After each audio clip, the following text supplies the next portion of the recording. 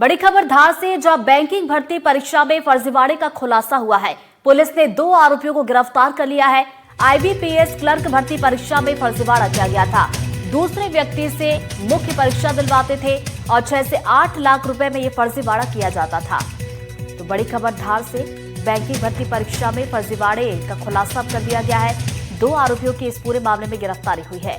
तो बताते चले कि आईबीपीएस क्लर्क भर्ती परीक्षा में ये फर्जीवाड़ा किया गया था और दूसरे व्यक्ति से मुख्य परीक्षा दिलवाई जाती थी। 6 से 8 लाख रुपए में ये फर्जीवाड़ा किया जाता था।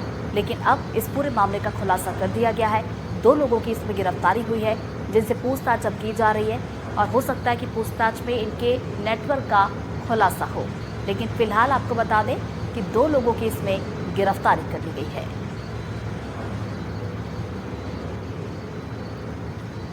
तो आईबीपीएस क्लर्क भर्ती परीक्षा में ये फर्जीवाड़ा हुआ था और इसका खुलासा अब कर दिया गया है।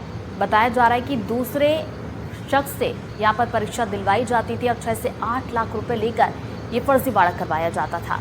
लेकिन अब जो है इस पूरे मामले का खुलासा पुलिस की तरफ से कर दिया गया और 2 लोगों की गिरफ्तारी भी इस मामले में कर ली गई है। तो देखिए, मामला भी हम आपको बता रहे हैं। 6 जनवरी 2026 को धार के एक बैंक से इस पूरे मामले का खुलासा हुआ, जब बायोमेट्रिक जांच के दौरान पंकज मीणा की जगह कोई और उपस्थित हुआ।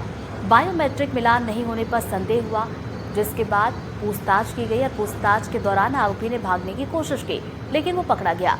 बैंक के प्रबंधक ने इस मामले में पुलिस से शिकायत की। दोनों आरोपी शुभम और राकेश मीणा को गिरफ्तार कर लिया गया। अब ये फर्जीवाड़ा कैसे किया गया था, ये भी हम आपको ग्राफिक्स के जरिए बता रहे हैं। देखिए, एक मैटर इसमें आया था जिसमें बैंक ऑफ इंडिया में एक कर्मचारी की नियुक्ति हुई थी और नियुक्ति के दौरान जब वेरिफिकेशन उसका किया गया तो वेरिफिकेशन में कुछ उसमें बायोमेट्रिक मिलान नहीं पाया गया। जब संपूर्ण घटनाक्रम की जांच की गई तो इसमें यह तथ्य सामने आए कि आरोपी शुभम पिता राकेश कुमार और पंकज कुमार मोहन और राकेश पिता चिरंजन मीणा, ये सभी रहने वाले जो है गोठरा थाना सपोटरा जिला करौली राजस्थान का है। इसमें जो है शुभम ने 2022 और 24 में आईबीपीएस क्लर्क की भर्ती परीक्षा में पंकज मदन को एग्जाम के तौर पे बिठाया था और उसी की उसमें फिंगरप्रिंट लगे थे। जब ये खरगोन में ज्वाइनिंग लेने गया तो ज्वाइनिंग लेने के बाद इसका वेरिफिकेशन धार में, जिसका हेड ऑफिस धार है, धार में होने के लिए आया तो उसमें पता चला कि इसके द्वारा जो है मिलान नहीं हो पा रहा है। इस पर थाना नौगांव में अपराध पंजीकृत कर विवेचना में लिया गया है और आरोपी गिरफ्तार। इंदौर से खबर, जहां दूषित पानी मामले में हाई लेवल मीटिंग। जी हां, अपर मुख्य सचिव नीरज मंडलोई और अनुपम राजन मौजूद रहे। मीटिंग में नगर निगम में रिक्त पदों पर नियुक्ति को लेकर भी चर्चा की गई। टंकियों की साफ सफाई और देखभाल को लेकर भी निर्देश दिए गए हैं और लैब की कमी पूरी करने को लेकर भी निर्देश दिए गए। इससे पहले अपर सचिव ने सुबह भागीरथपुरा का दौरा भी किया था और मौके पर पहुंचकर इंतजामों का जायजा लिया था।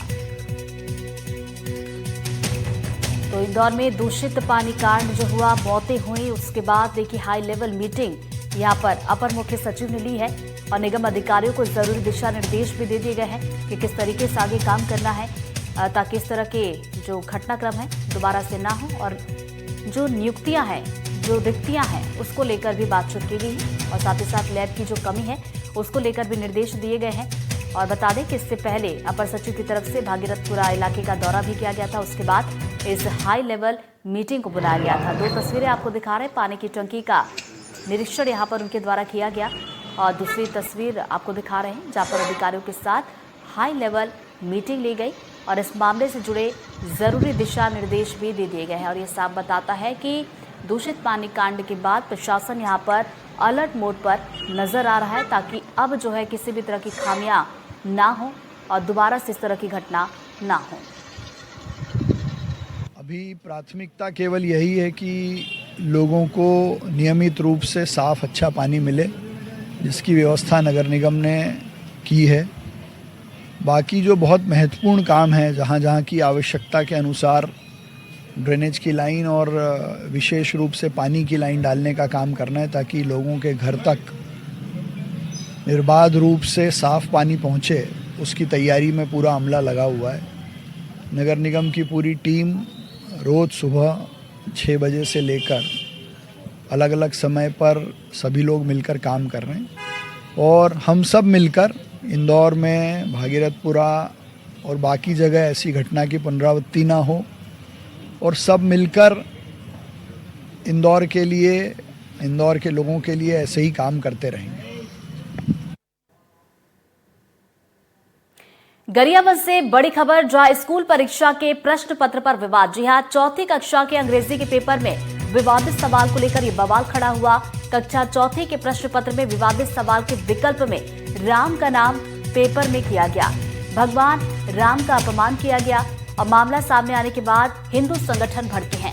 इससे पहले महासमुंद से भी ऐसा ही मामला सामने आ चुका है और अब जो है गरियाबंद से मामला सामने आया, जब परीक्षा का जो प्रश्न पत्र था उसको लेकर विवाद खड़ा हो गया है।